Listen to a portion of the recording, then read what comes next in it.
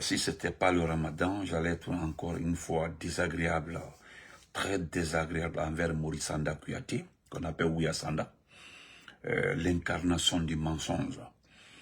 Vous savez, c'est ce que je disais hier avec Madi Findiane. N'attendez pas que vous ayez un âge et puis vous venez dire des conneries, c'est-à-dire des choses incorrectes. Voilà. Donc, merci beaucoup, celui à moi seul. Pour le comment vas-tu? Et Maurice Sanda Kouyaté est fier de la déportation de nos frères. Il est très fier de ça. Ce qui pose problème, c'est le mensonge qui accompagne cette déportation. C'est ça mon problème. Voilà. Et deuxièmement, nous allons parler de Mourana Souma. Mourana Souma qui a visité le siège de Hariba Guinée. Hariba Guinée qui est devenu propriétaire de l'État. Mais sauf que, je pose la question à travers ce petit direct, qui est le vrai propriétaire d'Hariba Guinée? Excusez-moi. Qui est le vrai propriétaire d'Hariba Guinée? Voilà. Essayez d'éclaircir la partie parce que il a rendu vite les locaux d'Hariba tout en conscient, tout Guinéen conscient qui aime la démocratie, qui veut vraiment se battre pour ce pays-là. Vous devez éviter d'acheter les puces d'Hariba. Voilà. Vous devez éviter d'acheter les puces d'Hariba. Allez, faites des recherches. Moi, je vous dis simplement de faire des recherches.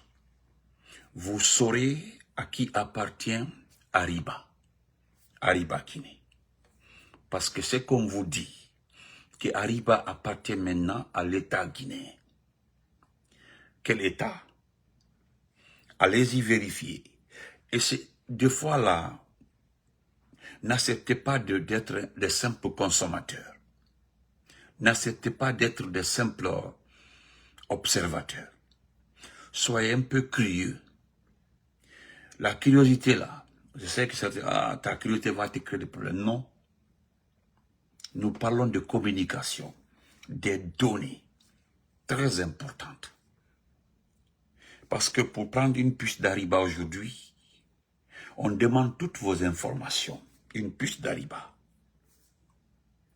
Donc, comme Hariba est devenu une propriété étatique, moi je vous demanderai en tant que communicant, en tant qu'activiste, en tant que lanceur d'alerte, n'achetez jamais la puce d'Hariba si vous voulez vous battre pour ce pays-là.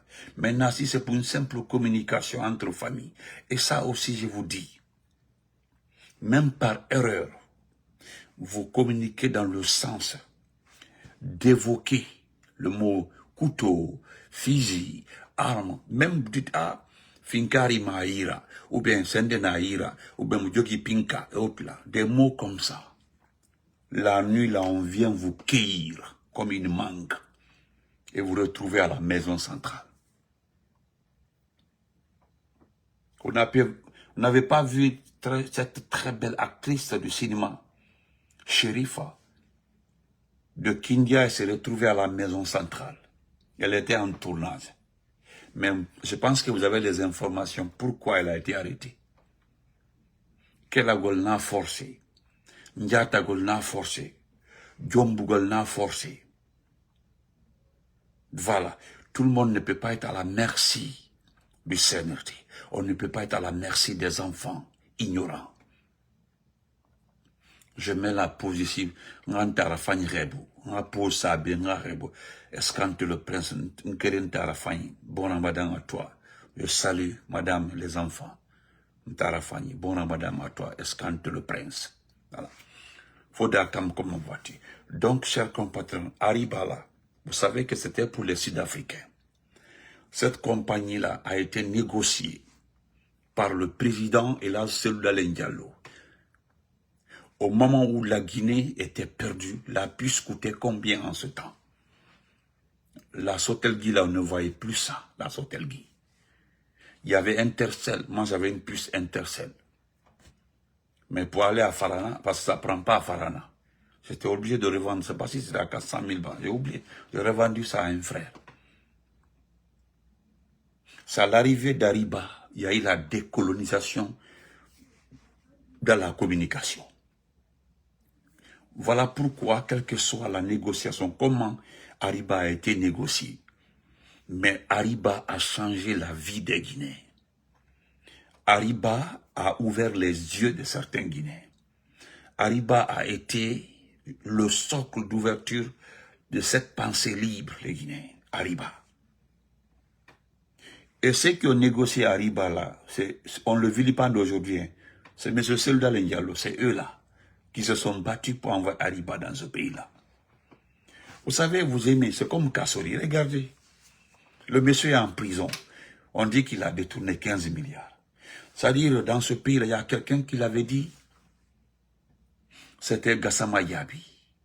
Gassama Yabi nous disait, le ministre Gassama Yabi, il dit, les 5 premières personnes qui ont commencé à faire rentrer de l'argent dans les caisses de l'État de ce pays-là. Il a cité entre autres, il y avait Kassori, il y avait les cellules autres. Toutes ces personnes-là sont aujourd'hui devant vous des mauvaises personnes. Ces personnes-là sont devant vous aujourd'hui comme des personnes inacceptables. Tandis que des voyous, vous avez vu mon jeune frère Barry de Reflet Guinée, il vous a montré, il est allé à l'Elouma. À l'Elouma, que je connais bien, l'Elouma, parce que j'ai fait l'Elouma. À l'Elouma, il est allé dans un village, dans une sous-préfecture, un village de l'Elouma. Ils ont montré le lit d'accouchement de nos femmes, de nos mamans, de nos tantes, de nos sœurs, dans ce village. Tandis que les véhicules et autres ont été distraits à des artistes ici, là, dans les futilités. Donc, ce que je voulais vous dire, pour résumer la partie là, si vous devez acheter une puce d'Ariba, c'est-à-dire vous décidez, parce que Ariba sera performant. La communication d'Ariba sera excellente. Parce que le propriétaire d'Ariba, c'est-à-dire ils sont en train de vendre la Guinée avec couverture, c'est-à-dire on vous dit que c'est pour Benito, cette société-là. Derrière Benito, c'est la France. Ils vont vous dire que voilà, cette usine-là, c'est pour Massanta Benito. Et derrière, Benito n'est qu'un simple miroir, paraface. Vous allez voir que derrière, le vrai propriétaire derrière, c'est un lobby français. C'est comme ça qu'ils vont vous acheter. Est-ce que vous entendez parler de crise de carburant, de problème de carburant? Non. Il y a Adax. Qui est le propriétaire d'Adax?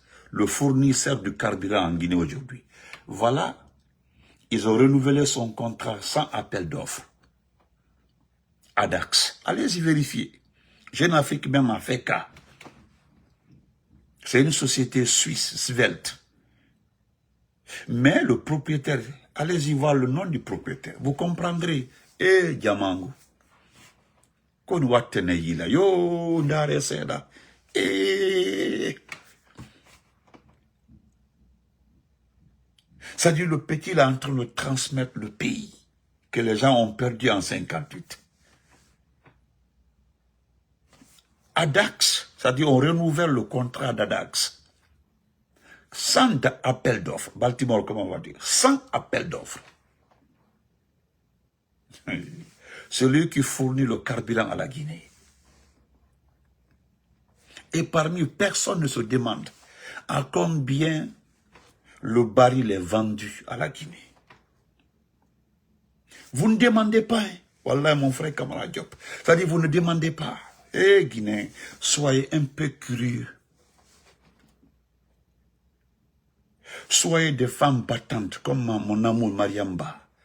Ils sont nombreux comme, c'est-à-dire comme les démocrates, les celluistes. Diallo, voilà les. C'est-à-dire, soyez un peu curieux et vérifiez.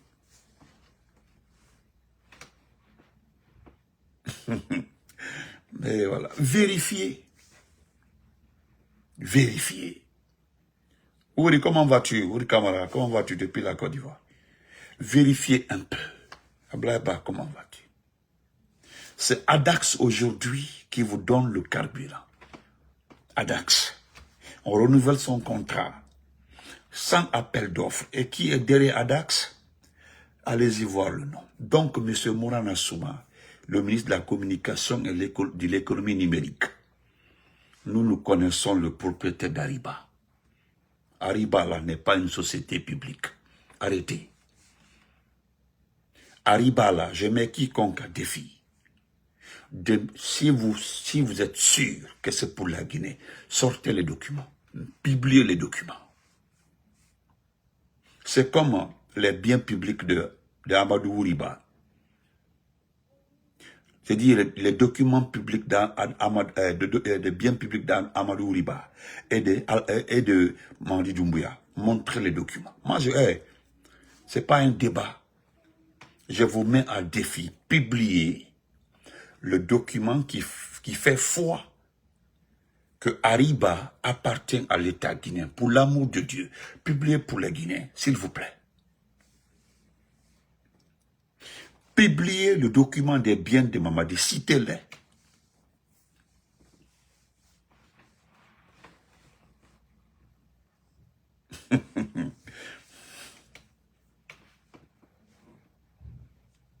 Wallahi, Wallahi mon frère Sanka, je vous dis encore, je dis, Mohamed Chérif, comment votre cousin, je vous dis encore, je le dis encore, publiez les biens de Baouri.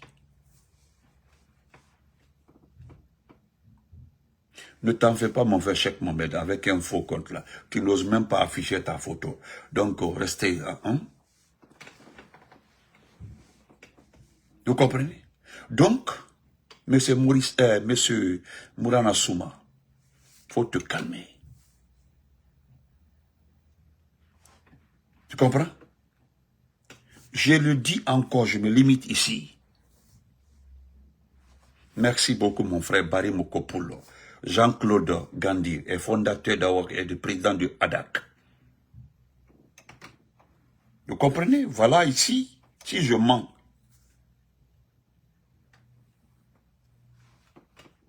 Je vous demande, merci ma soeur Ilias, merci beaucoup. Moi je ne suis pas en palabre avec quelqu'un.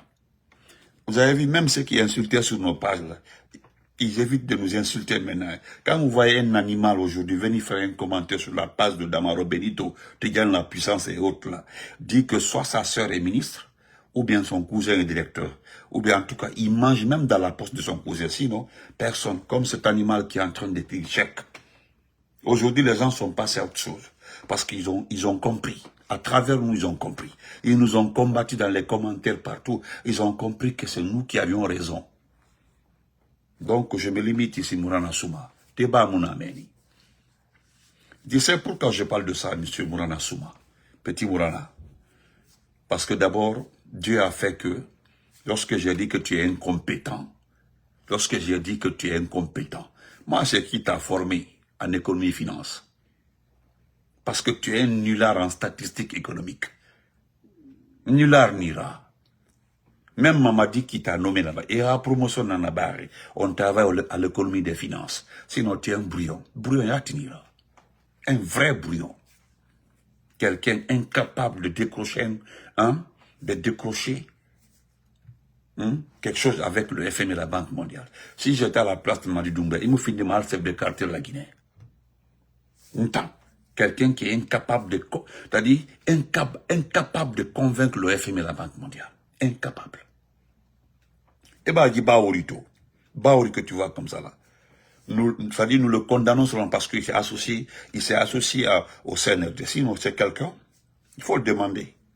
Ce qu'on appelle finance statistique, c'est un patron dedans. Baouri, il Baouri dans Antonaki. Baouri avec la Banque mondiale, il a décroché un contrat. Et Baouri dans Antonaki. Merci le bourgeois, un franco-suisse. Merci le bourgeois.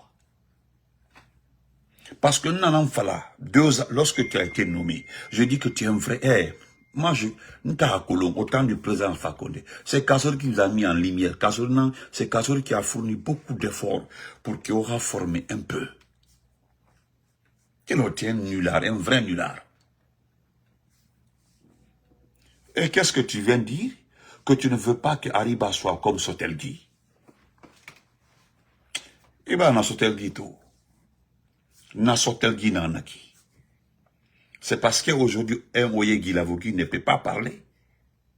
Un Oye Guilavogi ne peut pas se défendre, sinon les Oye là. Et bon, il y a beaucoup de fonctionnaires de la Sotelgi. Il y a habité. Il y a quelqu'un qui m'a envoyé un test là pour dire qu'il t'a entendu parler de la Sotelgi. Et il t'a averti, hein, Baravalambe. On a un petit Benito, c'est un doyen. On a un Falamuranabe. On a Dera sur Sotelgi Feyama. Mouna Yabama. C'est-à-dire, Mouna dépisement qu'on a cribé. Nafala Mouranabe. Nafala Mourana Soumabe. Nous allons l'expliquer comment la Sotelgi a été fermée. Mouna Fala Mabe, attends. Ça m'a collé. Ah non, je te dis, Ariba là, c'est-à-dire vous êtes en train de créer un centre d'espionnage, un centre d'espionnage, un centre d'écoute. Dit Ariba Naiki. C'est-à-dire, moi, je me demande comment des Guinéens comme vous peuvent accepter d'être aujourd'hui une croix d'écoute des Guinéens. Pourquoi vous pouvez accepter de créer un centre d'écoute de vos propres, c'est-à-dire vous faire écouter, c'est-à-dire écouter les conversations de tous les Guinéens au service d'un légionnaire. Parce que c'est que vous ne savez pas, vous ne travaillez pas pour Mamadi. Vous travaillez pour la France. Mamadi n'est que comme ça, un miroir. C'est-à-dire, il n'est que le représentant de la France en Guinée actuellement là. On a fallu bien.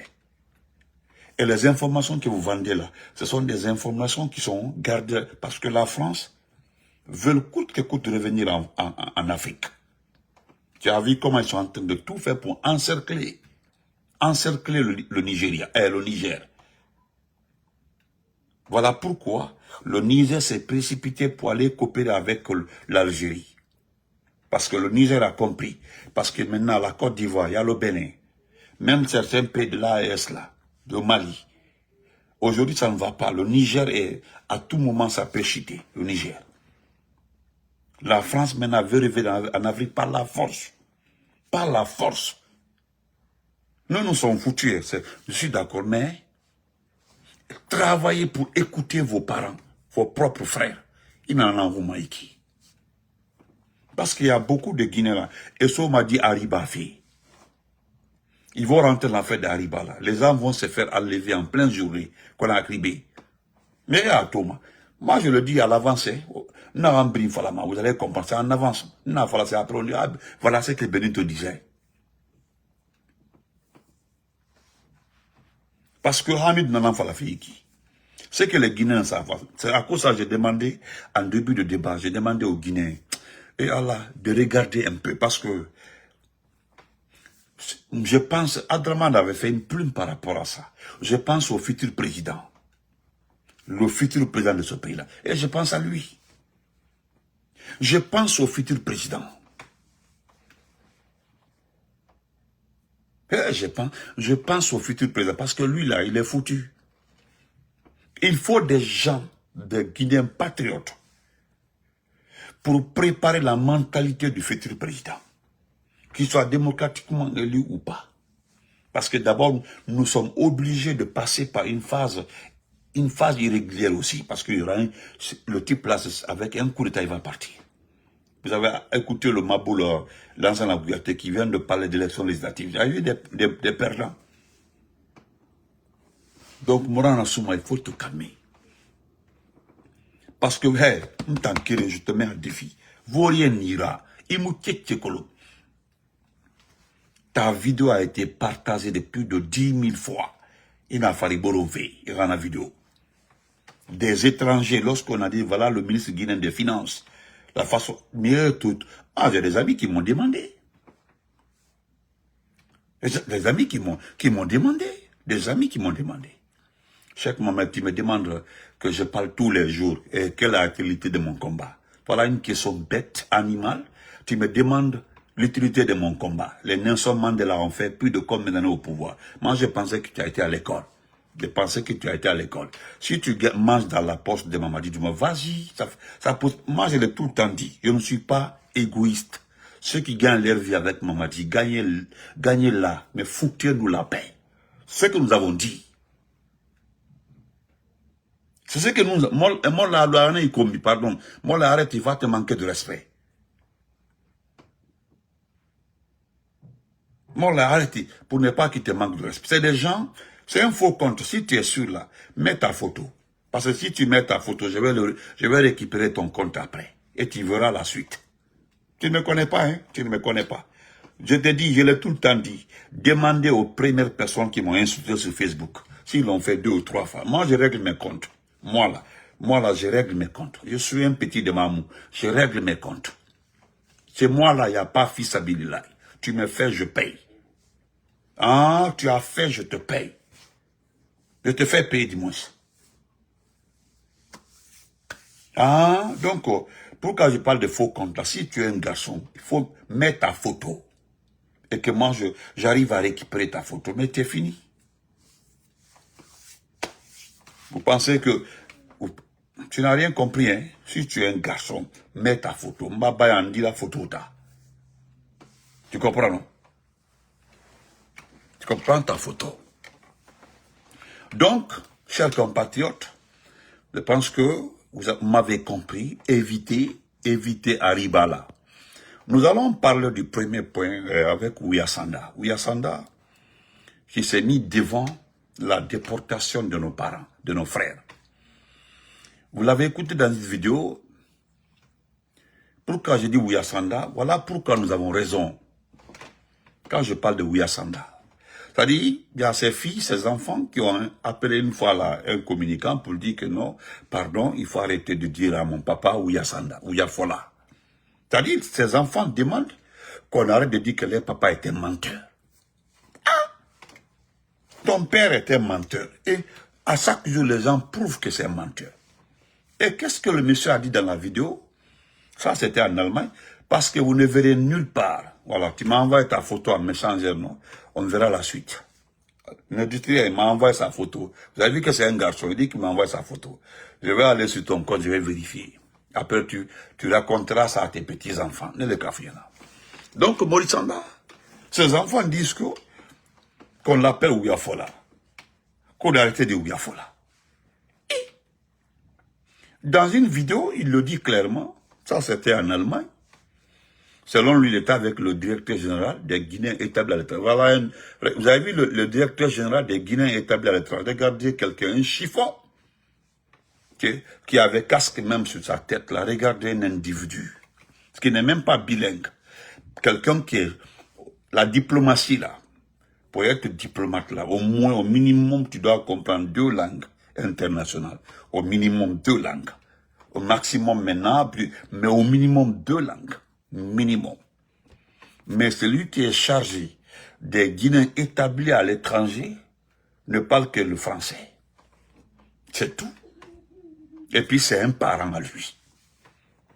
Selon lui, Ouyasanda, il expliqua devant les gens qu'il a voyagé, qu'il a fait des va-et-vient entre la Tunisie. Écoutez, et nous tous, nous savions ce qui s'est passé en Tunisie.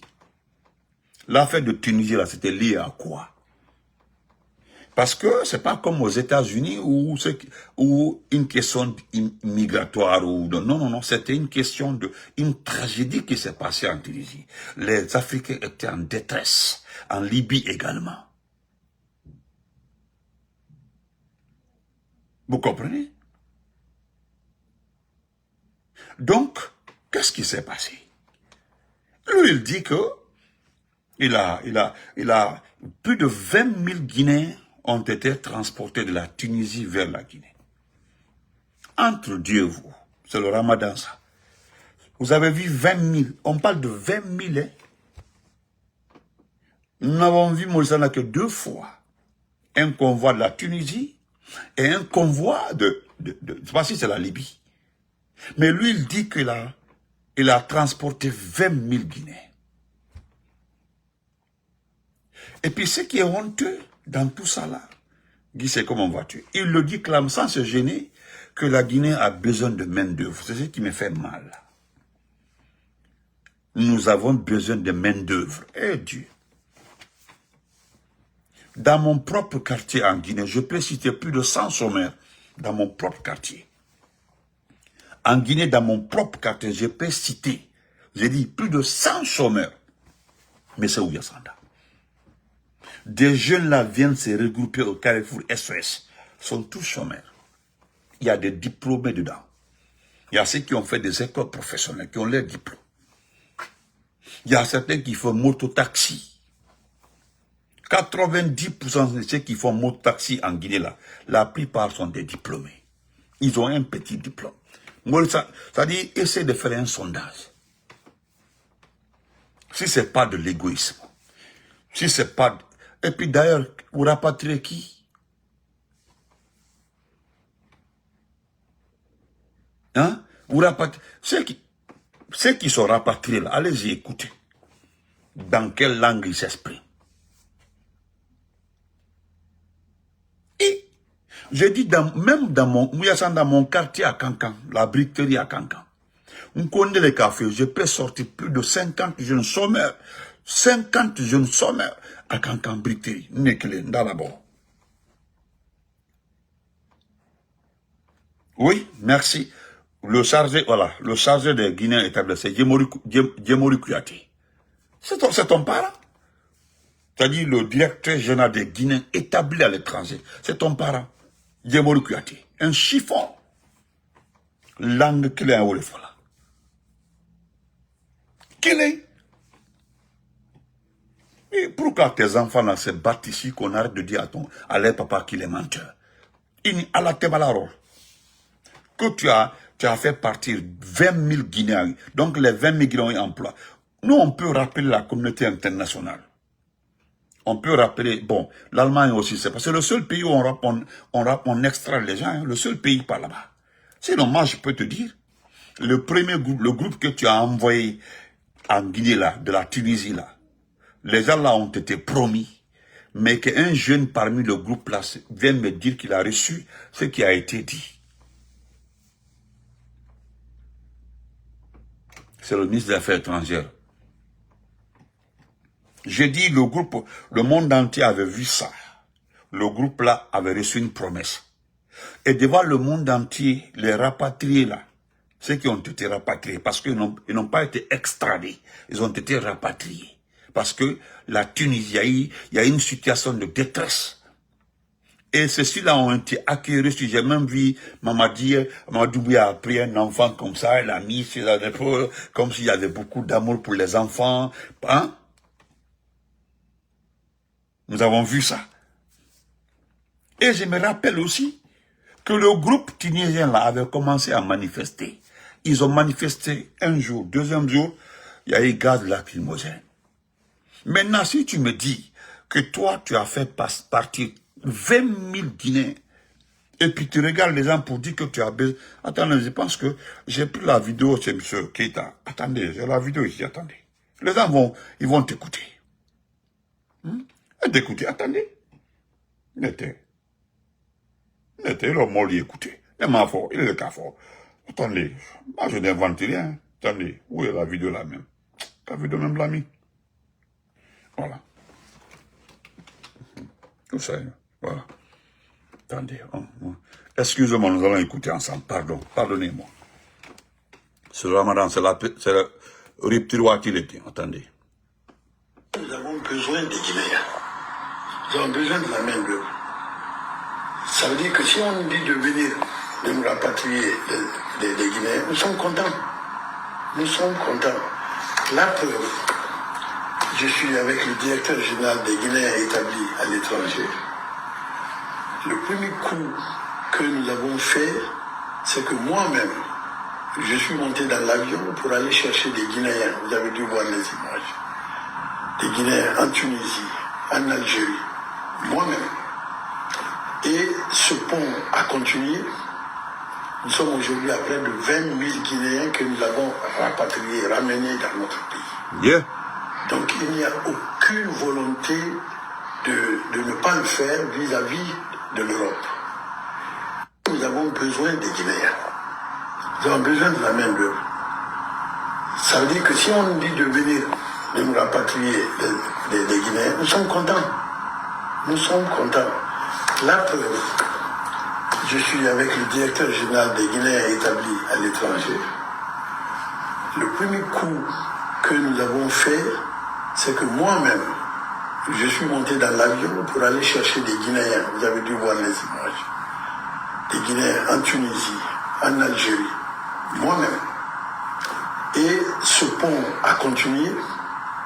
Nous sommes aujourd'hui à près de 20 000 Guinéens que nous avons rapatriés, ramenés dans notre pays. Donc, le pont a fait 20 000 ils ont rapatrié 20 000 personnes.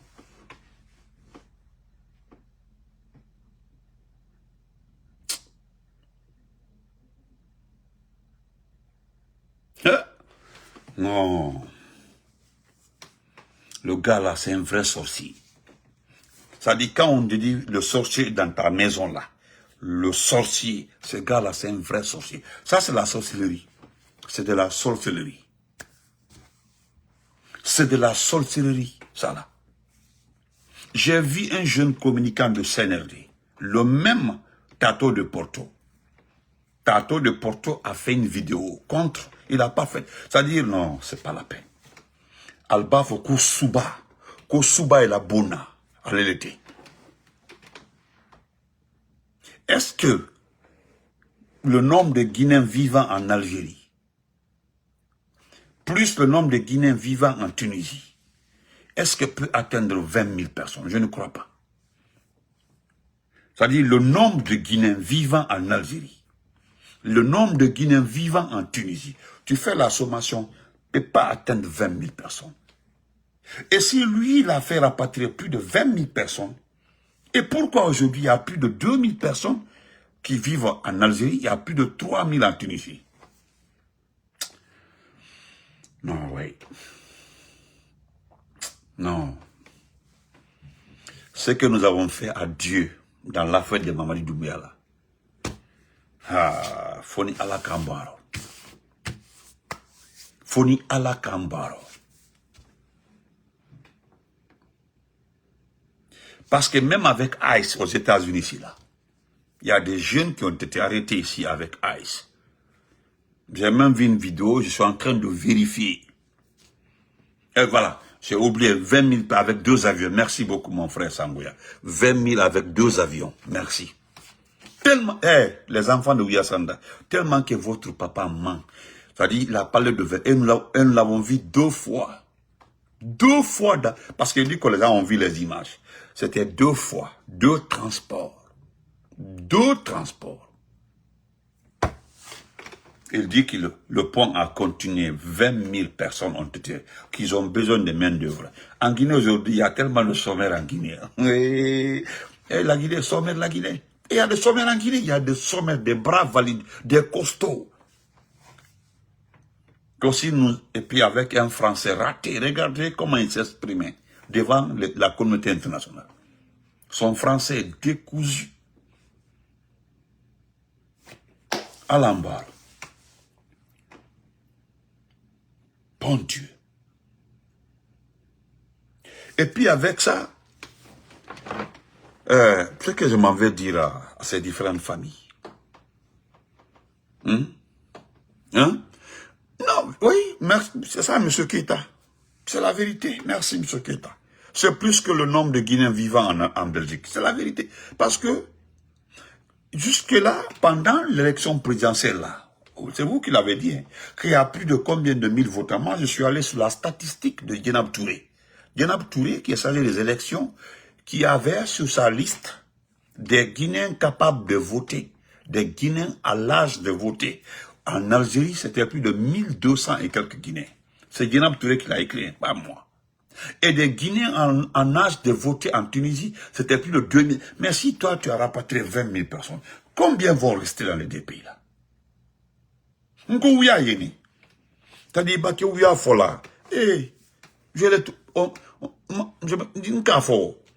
Il y a un vieux qui nous a dit à Mamou que même pour mentir là, on doit apprendre à mentir. Parce qu'il y a des mensonges qui peuvent aider. Parce que quand tu mens, et puis il y a des mensonges aussi, c'est après 1 an, 2 ans, 3 ans que les gens mentent de sorte qu'après 2 ans, 3 ans, que les gens puissent se rendre. Mais dès que tu mens aujourd'hui, les gens se rendent compte, se placent même. On a dit ça à maman que même, il faut mentir pour que cela soit révélé après 10, 5 ans, 6 ans. Mais tu mens aujourd'hui, on se rend compte le lendemain. Il a fallu te dire. Parce que le mot main d'œuvre là, c'est ce qui me fait mal dans le débat là. Tu dis que nous avons besoin de main d'œuvre. Tu as encouragé les Allemands à accélérer l'extraction de Guinée parce que tu dis que vous avez besoin de main d'œuvre. Tu as dit que tu as gonflé les chiffres pour pousser l'Union européenne à expulser les Guinéens.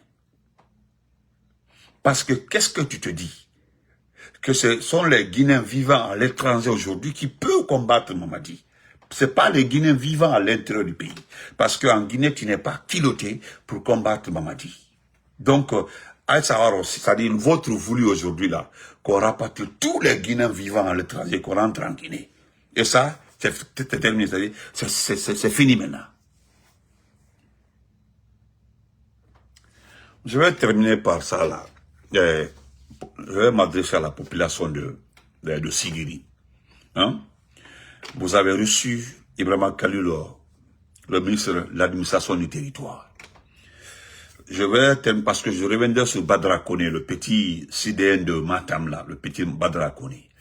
Et vous revenez sur la plume de M. Keïta le soir, Inch'Allah, après la rupture du géant chez nous ici là.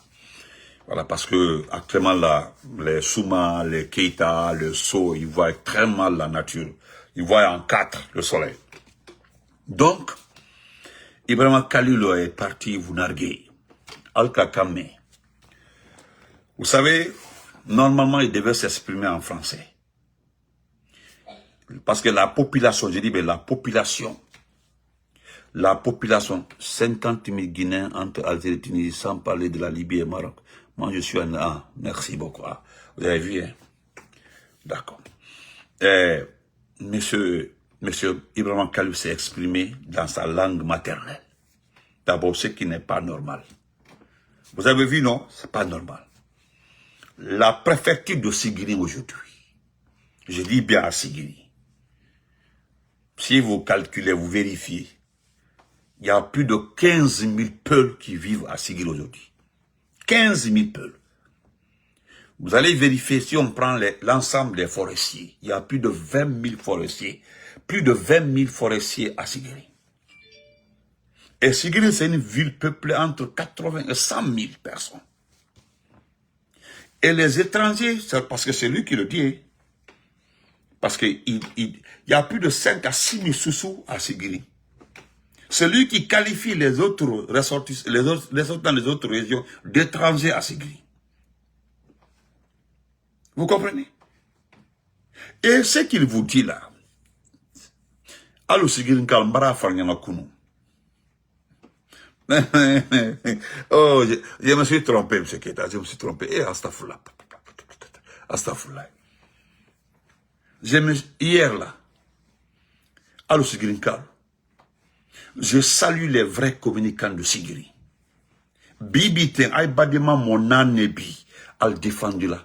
Ils sont pas contre Mamadi. Al mato du fou al maneni.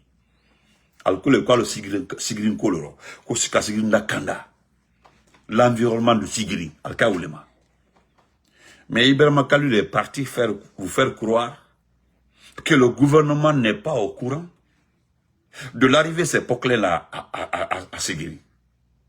Le ministre de l'administration du territoire, il y a le ministre de la sécurité, il y a le ministre des mines et de la géologie, il y a le ministre de l'environnement. Voilà quatre départements qui sont chargés de gérer ce qu'on appelle le territoire national.